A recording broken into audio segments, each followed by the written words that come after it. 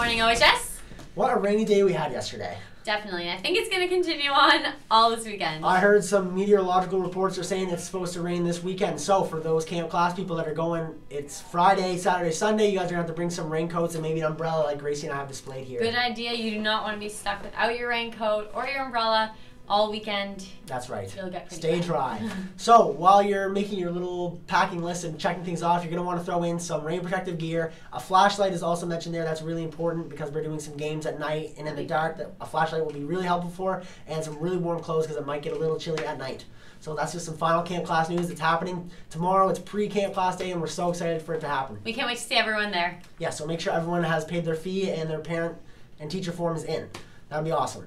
Okay, Gracie, you're first. All right, so a reminder to all of the tattoo members that there's a meeting today at lunch in room 35, and new members are always going to be welcome, so you can check it out there.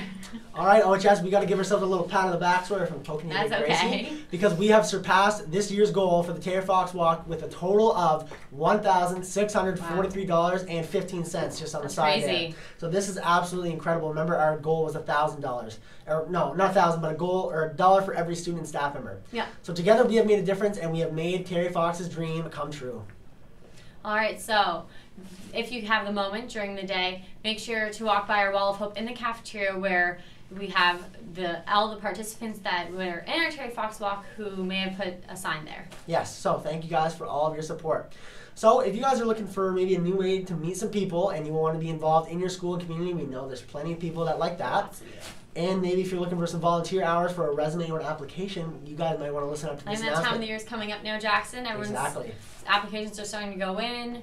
Scholarships soon. Mm-hmm. Definitely an important time of the year. And I know for the leadership class, you guys I think need 30 hours of volunteer stuff, so you guys might want to listen up because the Best Buddies and Breakfast for Learning program are looking for volunteers to help out in their upcoming fundraising events that are happening on October 10th at the Oromocto Superstore and October 17th at the Fredericton Co-op just off the highway.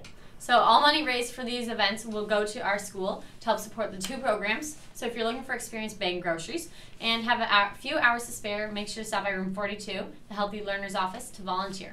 Remember, volunteering is the best gift you can give. Absolutely, other than a free samosa. So Gracie, do I look all prepared to go to cheer? You look all ready for it. Perfect, I like my little bow. Looks all right. Oh, sorry. So what are some of the benefits of joining Cheer Jackson? Well, you know, it's a really good physical exercise. I've met some new people. And I get to participate and represent my school on a sports club. Awesome.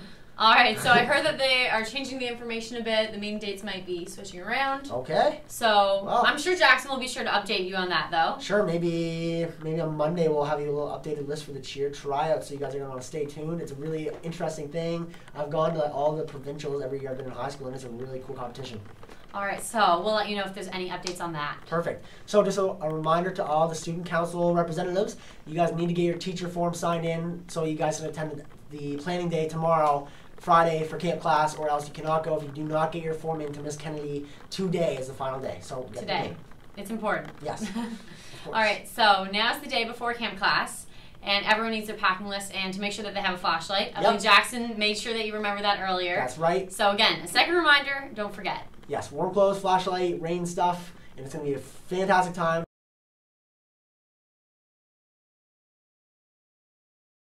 I practice and preach civility outside of the mat. As soon as I cross the circle, I'm coming for blood. I won ACCs twice. I was a 3-time All-American, most wins in a career, top 10 in NCAA history. My biggest thing is trying to make athletes conscious of the words that they're using. This is about how we treat one another. When we diminish others, we only diminish ourselves. How do we empower as many people as possible to have a voice?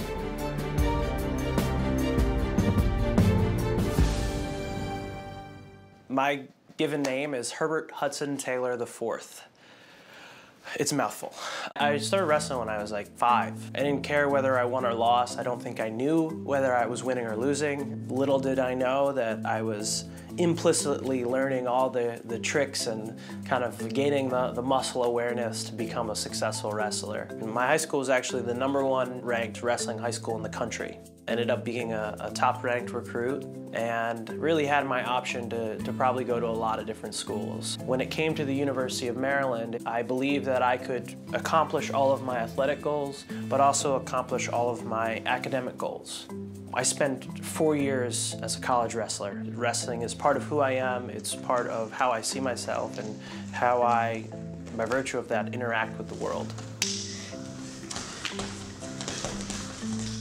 Homophobic language has always been something that I've experienced both on and off the mat, in locker rooms, on teams, even sometimes from our coaches. I was a theater major at the University of Maryland. While there, I'd say in the first month of class, I had classmates and friends who started to come out. Seeing them take that step to being truer to themselves really made it personal in a way that it hadn't been before.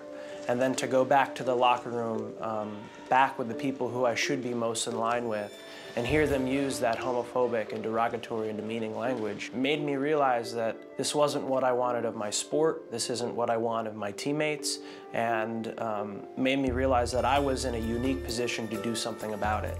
I think sport should be a space for everyone, and as athletes, we are leaders, and as leaders, we have the ability to make it a space for everyone. Leah and I met my freshman year of college, and we pretty much started dating right then and there. She is a major reason I'm doing the work that I'm doing now, who said, you know, Hudson, this is the right thing to do, and you should be louder, you should be more vocal. Athlete Ally is a nonprofit organization dedicated to educating and empowering the straight allies in sports to speak out against homophobia and transphobia.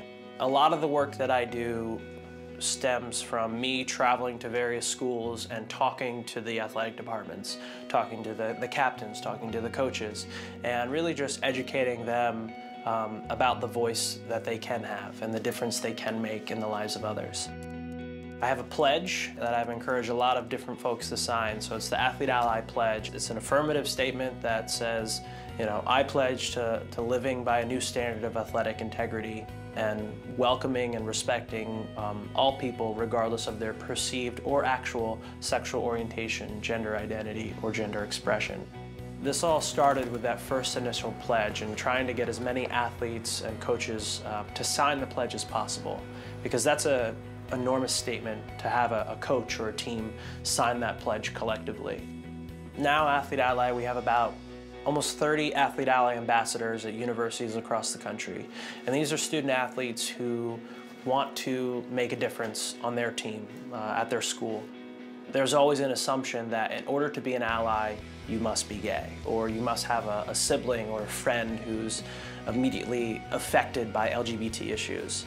And the truth was, you know, while I was a theater major and I knew kids who were coming out, it was more about respect and about creating an inclusive culture. An ally is defined by what you say and what you do.